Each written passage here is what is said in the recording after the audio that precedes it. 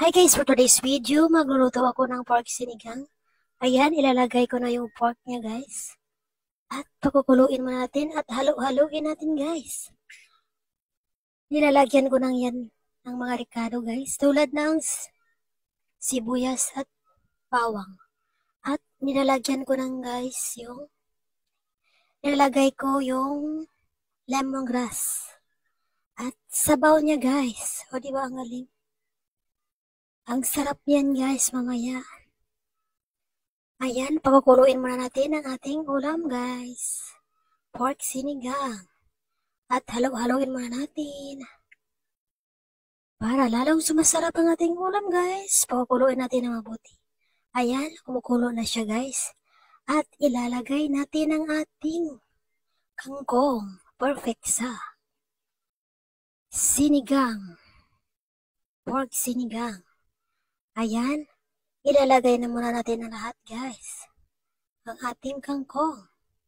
O diba ang galing guys? Ang sarap ng ating ulam for today. Pork sinigang. Ayan, halo-haloin muna natin ang ating ulam guys. Or imekos-mekos natin. Para lalong sumasarap ang ating ulam guys.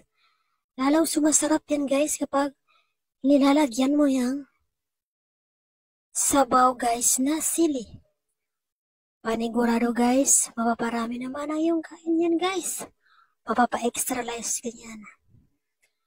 Extra rice guys. Ang sarap kasi guys kapag may maanghang. Ayan. Ilalagay na natin ang ating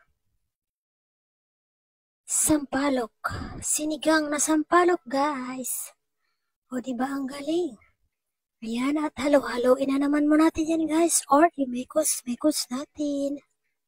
O diba guys, ang galing? Ayan, malapit na siyang maluto. O diba? Pakukuluin muna natin ang ating ulam. Ayan, halo-haloin na naman natin. Halo-haloin na naman natin ang ating ulam. Para lalong sumasarap. Ay, sobrang lambot ng pork baboy na yan guys. Baboy pala. Karning baboy pala guys. Sobrang lambot niyan guys. Mabilis lang siyang lumambot. Ayan guys, luto na siya. O diba guys, ang galing. Ang sarap niya guys. Ayan. Perfect talaga yan siya guys. O diba ang galing guys. Sobrang sarap niyan. At mulang